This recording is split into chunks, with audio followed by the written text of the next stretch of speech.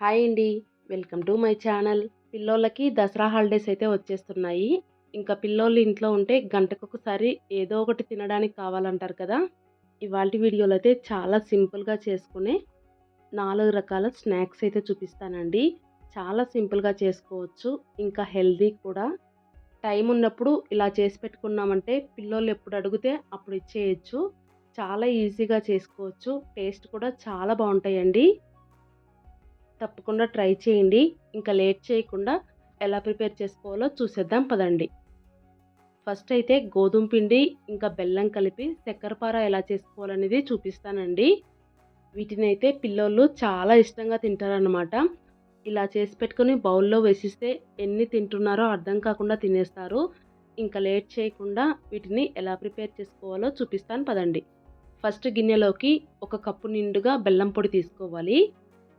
ఇప్పుడు అదే గిన్నెలోకి కాచి చల్లార్చిన పాలని కూడా ఒక కప్పు వేసుకొని బెల్లం మొత్తం పాలల్లో కలిసిపోయేలాగా విస్కర్‌తో బాగా కలుపుకోవాలి.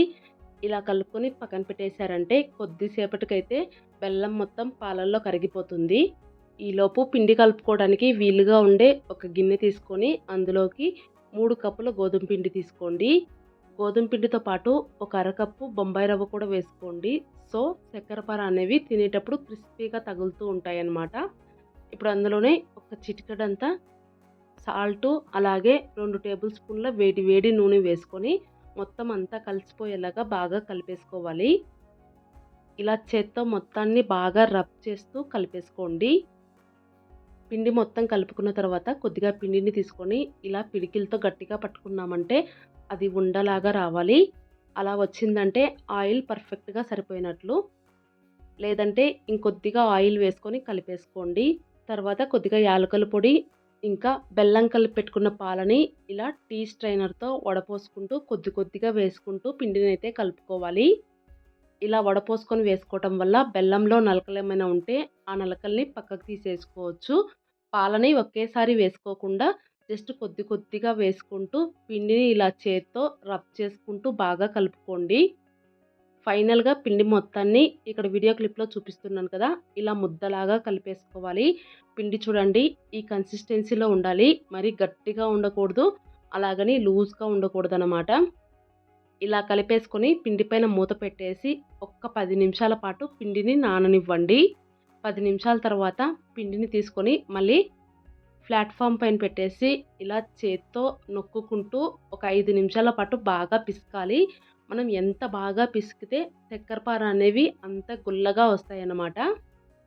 పిండి మొత్తాన్ని సాఫ్ట్‌గా పిసికేసిన తర్వాత అందులో నుంచి ఒక చిన్న పిండి ముద్దను సెపరేట్‌గా తీసుకొని కొద్దిగా ఆయిల్ అప్లై చేసి ఇలా వీడియో క్లిప్‌లో చూపించిన విధంగా చపాతీ కర్రతో ఫస్ట్ ఒక చిన్న రౌండ్ నొత్తుకోవాలి. తర్వాత దానిని కోన్ షేప్‌లో మడిచేసి మళ్ళీ చపాతీ కర్రతో ఒత్తుకోవాలి. ఇలాగే 2, 3 సార్లు రిపీట్ చేసుకున్నామంటే మనం చక్కెరపార కాల్చుకున్న తర్వాత ఆ లేయర్లుగా వస్తాయండి. చూస్తున్నారు కదా! ఇలా కొద్దిగా ఒత్తుకున్న తర్వాత మళ్ళీ కోన్ షేప్‌లో చేసేసుకొని మళ్ళీ చపాతీ కర్రతో ఒత్తుకోవాలి. ఇలా ఒత్తుకునే టైంలో అవసరమైతే మధ్య మధ్యలో ఆయిల్ అప్లై చేసుకుంటూ చపాతీలాగా ఒత్తేసుకోండి. ఒత్తుకునేటప్పుడు చపాతీని అటువైపుకు, ఇటువైపుకు తిప్పుకుంటూ ఎటువైపు అయితే ఎక్కువ మందంగా ఉంటుందో అటువైపు ఈవెన్‌గా వచ్చేలాగా ఒత్తుకోవాలి. ఫైనల్‌గా మొత్తం చపాతీలాగా ఒత్తిన తర్వాత ఇక్కడ వీడియో క్లిప్‌లో చూపిస్తున్నాను చూడండి. ఇంత మందంలో ఉంటే సరిపోతుంది. ఇప్పుడు దాన్ని మళ్ళీ బండ పైన ఫ్లాట్‌గా పరిచేసి కత్తితో ఫస్ట్ 4 మూలలా ఈవెన్‌గా వచ్చేలాగా కట్ చేసుకోవాలి. ఇలా ఎక్స్ట్రా పార్ట్స్ అంతా కట్ చేసిన తర్వాత మధ్యలోది ఒక స్క్వేర్ లాగా వస్తుందన్నమాట. ఇప్పుడు వీటిని చిన్న చిన్న ముక్కల్లాగా కట్ చేసుకోవాలి. కట్ చేసుకునేటప్పుడు అన్నీ కూడా ఒకటే సైజులో వచ్చేలాగా ఈవెన్‌గా కట్ చేసుకోండి. అప్పుడు చూడ్డానికి బావుంటాయి. ఇలా అడ్డంగా ఇంకా నిలువుగా కట్ చేసుకున్నారంటే చిన్న చిన్న పీసుల్లాగా వస్తాయండి. చూస్తున్నారు కదా! వీటిని ఇప్పుడు కత్తితో ఒక సైడ్ నుంచి లూజ్ చేసుకుంటూ రావాలి. ఇలా తీసిన తర్వాత ఈ పీసులన్నింటినీ ఒక ప్లేట్‌లో వేసి పెట్టుకోండి. ఇందాక ముక్కలు కట్ చేసుకునేటప్పుడు కొద్దిగా పిండిని కట్ చేసాం కదా! దానిని ముందు రెడీ చేసి పెట్టుకున్న పిండిలో కలిపేసుకొని సేమ్ ప్రాసెస్‌లో ఇలా బిస్కెట్‌లలాగా రెడీ చేసి పెట్టుకోవాలి. ఇలా పిండి మొత్తాన్ని బిస్కెట్లలాగా చేసుకున్న తర్వాత ఇప్పుడు స్టవ్ పైన ప్యాన్ పెట్టుకొని అందులో డీప్ ఫ్రైకి సరిపడినంత ఆయిల్ వేసుకోండి. మంటని మీడియం ఫ్లేమ్‌లో పెట్టేసి ఆయిల్‌ని మరీ వేడెక్కనివ్వకూడదు. ఇక్కడ చూపిస్తున్నాను చూడండి. కొద్దిగా పిండిని తీసుకొని ఆయిల్‌లో వేసామంటే అది నిదానంగా పైకి రావాలన్నమాట. అలా వేడెక్కిన తర్వాత ఇప్పుడు అందులో చేసి పెట్టుకున్న బిస్కెట్‌లనైతే కొద్ది కొద్దిగా ఆయిల్‌లో వేసుకోవాలి. ఆయిల్‌లో ఎన్ని పడతాయో చూసుకొని అన్ని మాత్రమే వేసుకోండి. ఆయిల్‌లో వేసిన తర్వాత కొద్దిసేపటికి వాటంతట అవే ఇలా పైకొస్తాయన్నమాట. ఈ టైంలో గరిటె తీసుకొని అన్ని వైపులకు తిప్పుకుంటూ మీడియం ఫ్లేమ్‌లోనే మంచి కలర్ వచ్చేంత వరకు ఫ్రై చేసుకోవాలి. ఇలాగే ఒక 5 నిమిషాల పాటు కలుపుకుంటూ ఫ్రై చేసుకున్నారంటే ఇలా గోల్డెన్ బ్రౌన్ కలర్‌లోకి వస్తాయండి. చూస్తున్నారు కదా! ఇలా కలర్ చేంజ్ అయిన తర్వాత అన్నింటిని తీసుకొని టిష్యూ ఉన్న పేపర్‌లోకి వేసి పెట్టుకోండి. ఇలాగే మిగిలిన బిస్కెట్‌లనన్నింటినీ కూడా ఫ్రై చేసేసుకోవడమేనండి.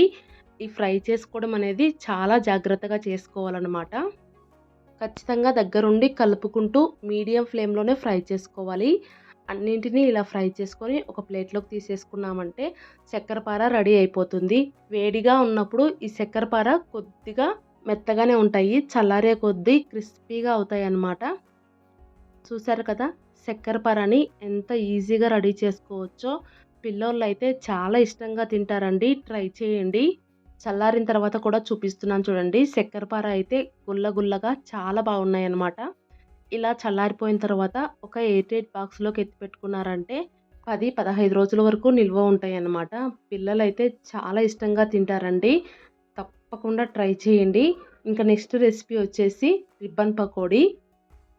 ఇవి కూడా చాలా చాలా బావుంటాయన్నమాట. తింటుంటే ఎన్ని తింటున్నామో కూడా అర్థం కాదు. ఈవినింగ్ టైంలో టీ టైమ్ స్నాక్స్‌గా కానీ, లేదంటే మధ్యలో ఆకలి వేసినప్పుడు తినడానికి కూడా చాలా బావుంటాయన్నమాట. ఇంకా లేట్ చేయకుండా ఎలా చేసుకోవాలో చూపిస్తాను పదండి. ఫస్ట్ పిండి కలుపుకోవడానికి వెడల్పుగా ఉండే ఒక గిన్నెని తీసుకొని దానిపైన జల్లెడ పెట్టుకొని అందులో 2 కప్పుల బియ్యం పిండి వేసి బియ్యం పిండిని జల్లించేసుకోవాలి. ఇలా జల్లించుకోవటం వల్ల రిబ్బన్ పకోడీ క్రిస్పీగా చాలా బాగా వస్తుందండి. పిండి మొత్తాన్ని ఇలా జల్లించేసుకొని ఇప్పుడు అదే జల్లెడలో 1 కప్పు శనగపిండి వేసుకొని దానిని కూడా జల్లించేసుకోండి. ఇప్పుడు అరకప్పు పుట్నాల పప్పు అంటే వేయించిన శనగపప్పు అంటారు కదా! దానిని మిక్సీ జార్‌లోకి వేసుకోవాలి. అలాగే ఒక స్పూన్ వాము కూడా వేసుకొని ఫైన్ పౌడర్ లాగా మిక్సీ పట్టుకోవాలి. ఇలా మిక్సీ పట్టుకున్న ఈ పౌడర్‌ని కూడా మళ్ళీ జల్లెడలో వేసుకొని జల్లించేసుకోండి. నార్మల్‌గా కారపూస వీటిల్లో వాముని డైరెక్ట్‌గా వేసుకుంటాం కదా! కాకపోతే ఈ రిబ్బన్ పకోడీలో ఇలా మిక్సీ పట్టుకొని వేసుకోవాలనమాట. లేదంటే మనము పకోడీలాగా వేసుకునేటప్పుడు ఆ రంధ్రాల్లో ఇరుక్కుపోయి రిబ్బన్ పకోడీ సరిగ్గా పడదు. ఇలా మిక్సీ పట్టుకున్న పిండిని జల్లించేసుకొని ఇప్పుడు అందులో ఒక స్పూన్ కారం, ఒక స్పూన్ ఉప్పు, ఇంకా ఒక టేబుల్ స్పూన్ వెన్నని కరిగించుకొని వేసుకోండి. వెన్న ప్లేస్‌లో నెయ్యి అయినా వేసుకోవచ్చు. లేదంటే ఆయిల్‌ని కూడా కాగబెట్టుకొని వేసుకోవచ్చండి. ఇప్పుడు వీటన్నింటిని చేత్తో బాగా కలుపుకుంటూ మొత్తం పిండి అంతా కలిసిపోయేలాగా బాగా కలిపేసుకోండి. పిండి మొత్తాన్ని కలుపుకున్న తర్వాత ఇలా చేతిలోకి తీసుకొని గట్టిగా పట్టుకున్నామంటే అది గట్టి ఉండలాగా రావాలి. అలాగే చేత్తో నలిపితే పొడిలాగా అయిపోవాలన్నమాట. ఇలా వచ్చిన తర్వాత ఇప్పుడు అందులో కొద్ది కొద్దిగా నీళ్లు వేసుకుంటూ పిండిని ముద్ద కన్సిస్టెన్సీలో కలిపేసుకోండి. నీళ్లు ఒకేసారి ఎక్కువ వేసుకోకుండా జస్ట్ కొద్ది కొద్దిగా వేసుకుంటూ కలుపుకోండి.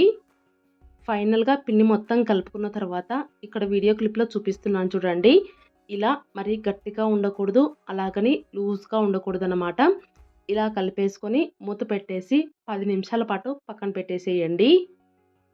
10 నిమిషాల తర్వాత డీప్ ఫ్రై చేసుకోవడం కోసం స్టవ్ పైన ప్యాన్ పెట్టుకొని అందులో డీప్ ఫ్రైకి సరిపడినంత ఆయిల్ వేసుకోవాలి. మంటని మీడియం టు హై ఫ్లేమ్‌లో అడ్జస్ట్ చేసుకుంటూ ఆయిల్‌ని బాగా హీట్ ఎక్కనివ్వండి. ఆయిల్ హీట్ ఎక్కేలోపు మురుకుల గొట్టం తీసుకొని దానికి ఇలా సన్నగా హోల్స్ ఉండే బిళ్ళనైతే వేసుకొని పెట్టేసుకోండి. తర్వాత మురుకుల గొట్టంలో కొద్దిగా ఆయిల్ వేసి ఇలా అంతటికీ అప్లై చేసేయండి. ఇలా ఆయిల్ అప్లై చేసుకోవటం వల్ల పిండి అనేది మురుకుల గొట్టానికి అంటుకోకుండా ఉంటుందన్నమాట. ఇప్పుడు కలుపుకున్న పిండిలో నుంచి ఒక చిన్న పిండి ముద్దను సపరేట్‌గా తీసుకొని దాన్ని మళ్ళీ చేత్తో బాగా పిసికేసేయాలి. ఇలా ఎంత బాగా పిసికితే మనకు రిబ్బన్ పకోడీ అనేది అంత క్రిస్పీగా వస్తాయండి. ఇలా పిండి మొత్తాన్ని బాగా పిసికేసిన తర్వాత సిలిండర్ షేప్‌లో చేసుకొని మురుకుల గొట్టంలో పెట్టేసేయండి. తర్వాత పైనుంచి మూత పెట్టేసి క్లోజ్ చేసి ఆయిల్ కాగిందో లేదో ఫస్ట్ కొద్దిగా పిండి వేసుకొని చెక్ చేసుకోండి. మనం పిండిని ఆయిల్‌లో వేయగానే అది గబక్కున దానంతట అదే పైకి రావాలండి. అలా వచ్చిందంటే ఆయిల్ వేడెక్కిపోయినట్లు. అలా వేడెక్కిన తర్వాత మనం పిండి పెట్టుకున్న మురుకుల గొట్టంతో ఇలా ఒత్తుకుంటూ రావాలి. ఇలా ఒత్తుకునేటప్పుడు మొత్తం రౌండ్ చక్రంలాగా పడేలాగా ఒత్తేసుకోండి. సో దట్ తిరగదిప్పుకోవడానికి ఈజీగా ఉంటుంది. అలాగే ఆయిల్‌లో మరీ పెద్ద చుట్ట కాకుండా మీడియం చుట్టలాగా ఒత్తేసుకొని ఫస్ట్ ఒకవైపు కాలనివ్వండి. ఇలా కొద్దిసేపు ఒకవైపు కాలిన తర్వాత గరిటె పెట్టుకొని చెక్ చేసుకోండి. మీకు అప్పుడే అర్థమైపోతుంది. ఒకవైపు బాగా కాలితేనే రెండో వైపుకు తిప్పుకోవడానికి ఈజీగా ఉంటుందన్నమాట.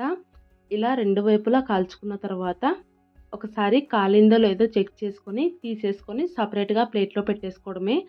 ఇలాగే మిగిలిన పిండి మొత్తాన్ని ఆయిల్‌లో ఒత్తుకుంటూ కాల్చుకోవాలండి. చూసారు కదా! రిబ్బన్ పకోడీ చేసుకోవడం ఎంత సింపులో. టేస్ట్ కూడా చాలా చాలా బావుంటాయన్నమాట. పిండి మొత్తాన్ని ఇలా కాల్చేసుకున్న తర్వాత ఫైనల్‌గా అదే ఆయిల్‌లో కొద్దిగా కరివేపాకు కూడా వేసుకొని దానిపైన వేసుకున్నామంటే చూడ్డానికి చాలా బావుంటుందండి. చూస్తున్నారు కదా! చాలా సింపుల్‌గా రిబ్బన్ పకోడీ ఎలా చేసుకోవచ్చనేది చూపిచ్చాను కదా! టేస్ట్ అయితే చాలా చాలా బావున్నాయండి. ఇలా చేసి పెట్టుకొని చల్లారిన తర్వాత ఒక ఎయిర్ టైట్ బాక్స్‌లో వేసుకొని స్టోర్ చేసుకున్నామంటే 20 రోజుల వరకైనా నిల్వ ఉంటాయన్నమాట. ట్రై చేయండి. క్రిస్పీగా తిన్న కొద్దీ ఇంకా తినాలనిపించేలాగా చాలా బావుంటాయి. తప్పకుండా ట్రై చేయండి. ఇంకా మూడవ రకం రెసిపీ వచ్చేసి డ్రై ఫ్రూట్స్ లడ్డు. నార్మల్‌గా డ్రై ఫ్రూట్స్ లడ్డు అంటే అలాగే చేస్తూ ఉంటారు కదా! అలాగే చేస్తే పిల్లలు తినడానికి అంతగా ఇష్టపడరు. సో, ఇలా ఒక్కసారి ట్రై చేసి చూడండి. ఇంకా హెల్త్‌కి కూడా చాలా మంచిది.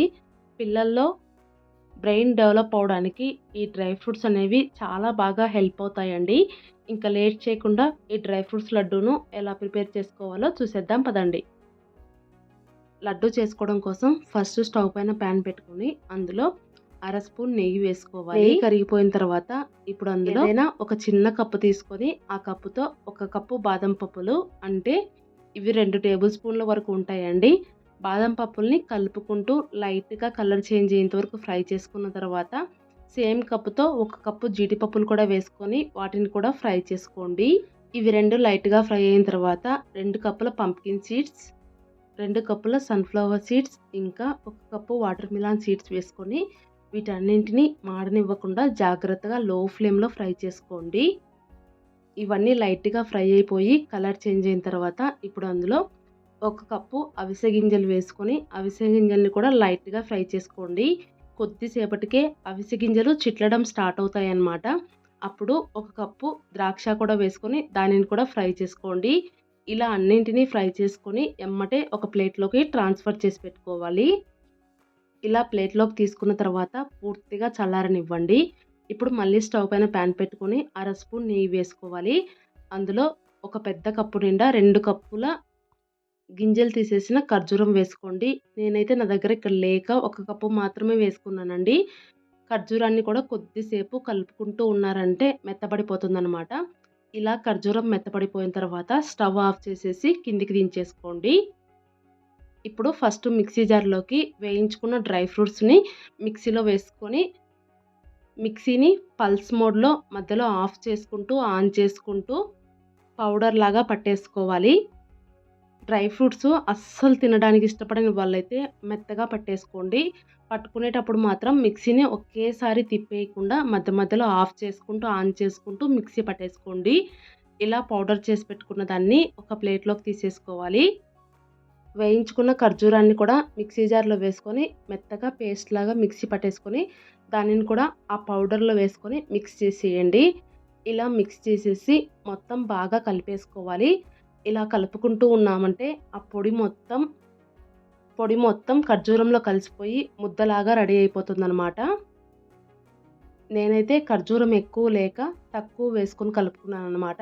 అందుకని కొద్దిగా డ్రైగా ఉండే పొడిని పక్కన పెట్టేసుకొని, నేను తీసుకున్న ఖర్జూరంలోకి ఎంత పొడైతే సరిపోతుందో అంత పొడిని కలిపేసుకొని ఇలా ఉండల్లాగా చుట్టేసుకున్నానండి. చూస్తున్నారు కదా! డ్రై ఫ్రూట్స్ లడ్డూలు ఎంత బాగా వచ్చాయో. టేస్ట్ కూడా చాలా చాలా బావుంటాయండి. వీక్‌గా ఉండే పిల్లోళ్ళకి ఇలా లడ్డూలు చేసి పెట్టి ప్రతిరోజు ఒక లడ్డూ చొప్పునివ్వండి. చాలా మంచిది. ఇలా ఖర్జూరంలో కలిపి పెట్టుకున్న పిండి మొత్తాన్ని లడ్డూల్లాగా చుట్టేసుకోవడమేనండి. చూసారు కదా! లడ్డూలు ఎంత బాగా వచ్చాయో.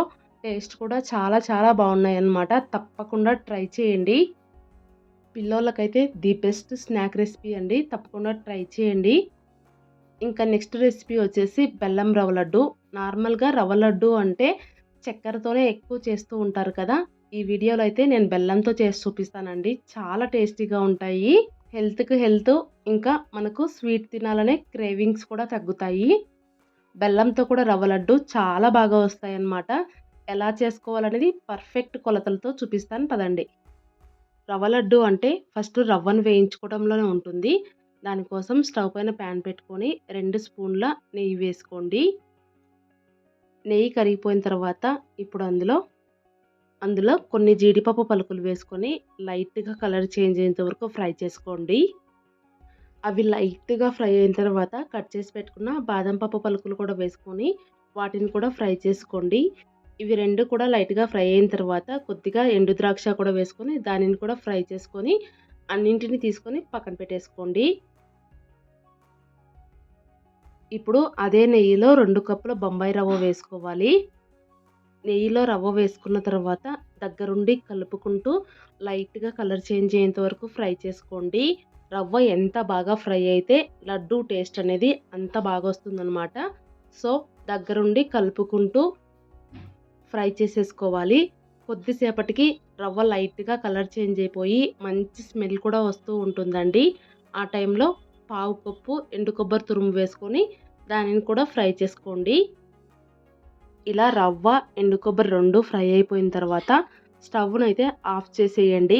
ఆ వేడి మీదనే ఏ కప్పుతో అయితే రవ్వ తీసుకున్నామో సేమ్ అదే కప్పుతో 2 కప్పుల బెల్లం పొడి వేసుకోవాలి. బెల్లం గడ్డలు గడ్డలు లేకుండా ఇలా ఫైన్ పౌడర్ లాగా చేసుకొని వేసుకోండి. బెల్లం పొడి వేసుకున్న తర్వాత మొత్తం రవ్వలో కలిసిపోయేలాగా బాగా కలిపేసుకొని ఫైనల్‌గా కొద్దిగా యాలకుల పొడి కూడా వేసుకొని కలిపేసుకోండి. ఇలా మొత్తం కలిపేసుకున్న తర్వాత ఇప్పుడు అందులో వేడి వేడి పాలనైతే వేసుకోవాలి. పాలైతే ఎక్కువగా పట్టవండి. సో, చూసుకుంటూ కొద్ది కొద్దిగా వేసుకోండి. ఒకటేసారి ఎక్కువగా వేసుకున్నారంటే రవ్వ లడ్డు మొత్తం లూజ్‌గా అయిపోతుందనమాట. ఇలా పాలు మొత్తం వేసుకున్న తర్వాత రవ్వ మొత్తాన్ని గరిటెతో ఒక దగ్గరికి అనుకొని బాగా నొక్కి పెట్టేసేయండి. ఇలా నొక్కి పెట్టేసి మూత పెట్టి 2 గంటల పాటు పక్కన పెట్టేసుకున్నారంటే రవ్వ ఇంకా బెల్లం అంతా కరిగిపోయి బాగా నానుతుందనమాట. 2 గంటల తర్వాత చూపిస్తున్నాను చూడండి. రవ్వ మొత్తం బాగా నానిపోయింది. ఇంకా బెల్లం కూడా కరిగిపోయిందనమాట. ఒకవేళ బెల్లం ఎక్కడైనా కరగకుండా ఉండల్లాగా ఉంటే దాన్ని ఇలా చేత్తో నలిపేసేయండి. ఆ తర్వాత ఫ్రై చేసి పెట్టుకున్న డ్రై ఫ్రూట్స్ కూడా వేసి మొత్తం ఒకసారి కలిపేసి ఉండల్లాగా చుట్టేసుకోవడమేనండి. ఇలా కొద్దిగా రవ్వని చేతిలోకి తీసుకొని గట్టిగా నొక్కుతూ ఉన్నామంటే అది లడ్డూలాగా వచ్చేస్తుంది. చూస్తున్నారు కదా! రవ్వ లడ్డు బెల్లంతో కూడా ఎంత బాగా వచ్చిందో. ఒకవేళ పాలు తక్కువైపోయి లడ్డూ చుట్టడానికి కరెక్ట్‌గా రాలేదంటే గనక ఇంకొద్దిగా పాలు వేసుకొని కలుపుకొని ఆ తర్వాత లడ్డూలాగా చుట్టుకోండి. అంతేనండి. చాలా ఈజీగా రవ్వ లడ్డు బెల్లంతో ప్రిపేర్ చేసుకోవచ్చు. టేస్ట్ కూడా చాలా చాలా బావుంటుందనమాట. ఇలా రవ్వ లడ్డూని ప్రిపేర్ చేసి పెట్టుకొని బాగా చల్లారనిచ్చి ఒక ఎయిర్ టైట్ బాక్స్‌లోకి స్టోర్ చేసి పెట్టుకున్నామంటే ఒక 1 వీక్ వరకు స్టోర్ చేసుకోవచ్చండి. పాలు వేసుకొని చేసుకున్నాం కాబట్టి అంతకంటే ఎక్కువగా ఉండవనమాట. అంతేనండి. జ్యూసీగా రవ్వ లడ్డు కూడా రెడీ అయిపోయిందనమాట. చాలా టేస్టీగా ఉంటాయి. రవ్వ లడ్డుతో పాటు 4 రకాల పిండి వంటలైతే చూపిచ్చాను కదండీ! ఈ దసరా హాలిడేస్‌లో మీ పిల్లలకి చేసి పెట్టి వాళ్ళకి పెట్టండి. చాలా ఇష్టంగా తింటారనమాట. మీరు కూడా ట్రై చేసి మీకెలా వచ్చాయనేది కామెంట్ రూపంలో తెలియజేయండి. అలాగే ఈ వీడియో మీకు నచ్చినట్లయితే లైక్ చేయండి, షేర్ చేయండి. కొత్తగా గనుక ఎవరైనా మన ఛానల్ చూస్తున్న వాళ్ళుంటే సబ్స్క్రైబ్ చేసుకొని సపోర్ట్ చేయండి. Thank you.